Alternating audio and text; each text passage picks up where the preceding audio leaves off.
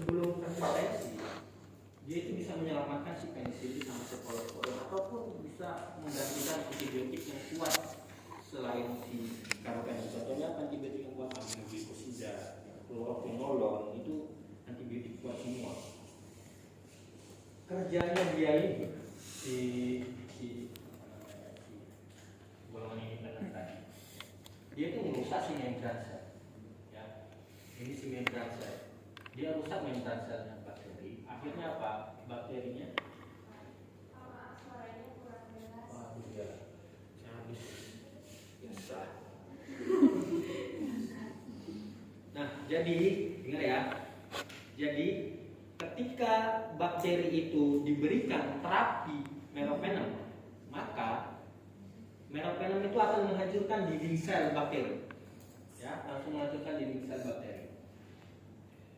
Tapi bakteri nggak bisa diam gitu aja dong. Dia pasti akan melakukan apa? Perlawanan. Ya kan?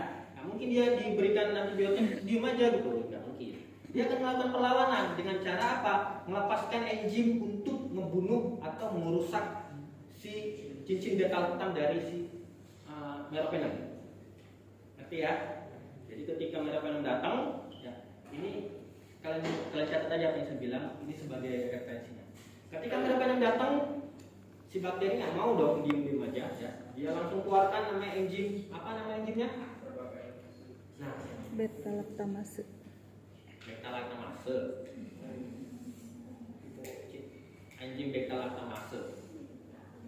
Kan ini dia kan, enzim beta lactamase. Dia keluarkan enzim beta lactamase nih. Nah, ini kan dia keluarkan enzimnya. Akhirnya enzim ini yang akan berperang sama si karbapenem, gitu ya. Nah, kenapa karbapenem ini enggak selemah dari si penisilin ataupun cephalosporin? Ada yang tahu nggak kenapa? Nah, itu dia. Radikal alkil ada 3, gitu. Kalau yang penisilin berapa katanya? 1. Cephalosporin 2. Dan dia 3. Jadi ketika ada si beta lactamase tadi, dia harus melewati 3 ini. Si ajudannya tadi dia nggak bisa dia ngancurkan. Dia targetnya kan cincin beta lactam tuh yang di tengah-tengah, ya kan? Ketika ada penjaganya 3 orang, ya kita anggaplah 3, dan strukturnya tuh serem-serem semua itu radikal alkilnya. Si enzim beta lactamase ini sulit untuk menembus si radikal alkil. Paham? Ada pertanyaan? Enggak kan? Paham ya? Nah, jadi kalau ditanya, kenapa sih meropenem itu lini terakhir digunakan? Padahal dia sama-sama kerjanya seperti si penisilin maupun cephalosporin. Kenapa dia bisa lebih kuat daripada dua adiknya ini? Karena dia dilindungi oleh 3 radikal alkil. Ya, maka tadi di strukturnya kan ada jelas tadi ya, strukturnya ada 3 radikal alkil, sehingga si enzim, ya enzimnya namanya apa? Beta lactamase. Beta lactamase nggak bisa menembus si cincin beta lactam yang di tengah. Intinya cincin beta lactam itu harus dilindungi. Jangan sampai dia dirusak sama enzim ini. Kalau dia dirusak sama enzim ini, terjadilah perubahan struktur kimia yang kemarin saya jelaskan. Nggak jadi aktif lagi. Jelas ya? Oke. Tapi ketika si karbapenem tadi digunakan nggak benar, gitu ya, digunakan untuk karbapenem, akhirnya terjadilah mutasi. Jadi si antibiotika itu si bakteri tadi mengalami mutasi. Mutasi itu perubahan. Kalian udah belajar di SMA kan tentang mutasi. Perubahan bentuk genetik. Akhirnya apa? Nih, lihat.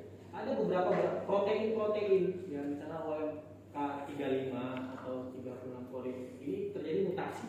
Maksudnya ketika antibiotik itu ingin terikat sama reseptornya. Ingat, suatu zat ligan kalau mau mempunyai aktivitas harus apa?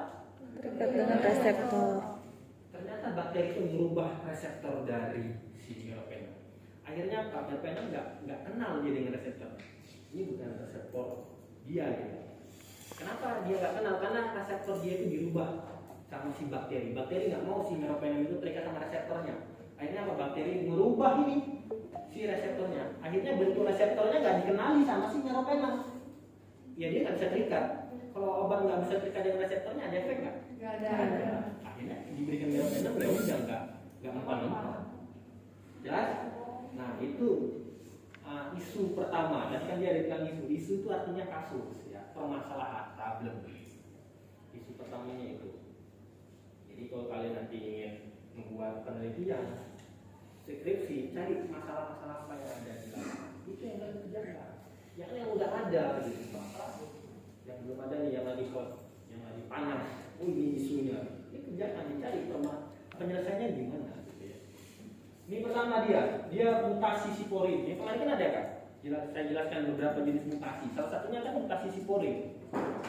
Akhirnya apa, si antibiotiknya nggak bisa masuk ke dalam sel dan setrika, nggak akan ada efek. Ya. Kemudian mutasi si protein ACCRAB. Ya. Ini sebagai pompa untuk ngebuka bakteri antibiotik itu keluar lagi. Akhirnya apa? Ketika si antibiotik itu sudah masuk ke dalam sel, dia terikat dengan reseptor, kemudian dia masuk, kemudian ingat yang di PCR sama tirosin kinase, ketika ada obat masuk, ketika sama reseptor akan terjadi reaksi berantai kan, yang di PCR dia terikat sama protein alfa, beta gamma kan, kemudian ada CAMP gitu.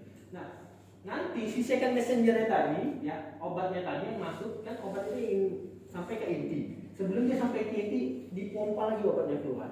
Nah ini, sebenarnya ini nggak boleh aktif. Karena kalau ini aktif, obat itu akan keluar lagi. Nah sama bakteri ini diaktifkan sama dia. Yang namanya mutasi si gen ini. Nah, ketika terjadi mutasi pada gen ini, si pompanya tadi aktif. Jadi obat yang udah masuk dipompa keluar lagi. Nggak ada efeknya juga. Jelas? Ya. Ada pertanyaan? Resistensi aminoglukosida. Jadi ketika ada aminoglukosida, contoh obatnya apa?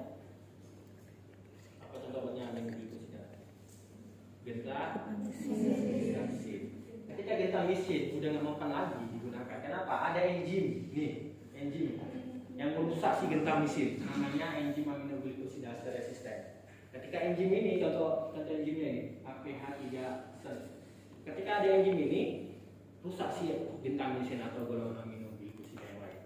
Nah, sama si meropenem, ya, sama si meropenem ini bisa diatasi sama dia. Ya, bisa diatasi sehingga apa? Ketika orang nggak mau lagi gentamisin, dikasih meropenem sembuh. Gitu ya. Jadi meropenem ini memang antibiotik yang terakhir digunakan, tidak boleh di awal. Bagaimana prosedur menggunakan antibiotik? Gunakan dulu yang pertama. Ya, yang pertama yang lemah dulu, baru yang kuat. Lebih ke struktur molekulnya, lebih ke struktur molekulnya. Dimana kita lihat di sini. Di sini ada protein namanya PBP, ya, protein binding, penicillin binding protein. Ketika si meropenem itu harus terikat sama ini, ya, terikat sama protein binding protein, penicillin binding protein. Ketika si meropenem terikat sama si PBP ini, maka dia akan menimbulkan efek. Kita lihat. Nah, si PBP ini dia langsung menuju ke dinding sel bakterinya. Ketika nanti ini dia sudah merusak si dinding selnya, ya, dia rusak dinding selnya, nanti dia akan lepas lagi. Gitu. Nanti ketemu sama bakteri lagi, datang meropenem, terikat sama PBP-nya, mereka merusak si dindingnya, lepas lagi. Begitu seterusnya. Jadi dia ini mereka ketika berikatan merusak si dinding sel. Intinya segitu ya.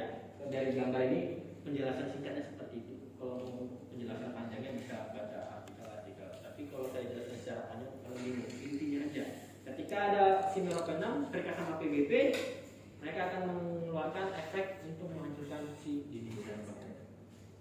Ya. Oh ini apa namanya, kultur, ya. Jadi ada beberapa strain, ya. Jadi kalau misalnya ada pasien, ya, dia diberikan antibiotik nggak mempan, maka sebelum masuk ke meropenem itu darah pasiennya harus diambil. Kita kultur nih di media, ya. Sebelum diberikan meropenem, dikasih dulu meropenem secara kultur. Ini pasien, ya. bakterinya apa, kemudian bakteri ini bisa mati nggak dengan meropenem, gitu ya. Atau ada obat lain selain meropenem yang bisa membunuh ini. Jadi penentuan terapi meropenem itu jangan sembarangan. Oh tiba-tiba langsung dikasih meropenem, yang gitu. Dikultur dulu. Kalau udah nggak mempan aminoglikosida, fluoroquinolone, ini kan terjadi permasalahannya. Ini bakteri apa yang terlalu kuat, ini kan? Diambil kultur darahnya, masukkan ke media, dites antibakteri apa yang cocok, gitu kan? Oh dikasih golongan sulfonamid misalnya, ya, sulfametoxazole, mempan nggak? Oh ternyata nggak mempan. Dikasih lagi, ya, vancomycin, mempan nggak? Oh ternyata nggak mempan. Sampai nanti akhirnya semua antibiotika yang ada di rumah sakit tertentu itu habis, tinggal tersisa meropenem. Kalau itu udah nggak bisa lagi semua, baru boleh diberikan. Paham ya? Jadi pemberian meropenem nggak boleh di awal, dia itu di akhir, gitu ya. Karena dia itu anak mudanya, anak muda kan datangnya terakhir. Nggak boleh di awal. Nanti kalau anak mudanya mati siapa ya? Ininya nggak happy ending.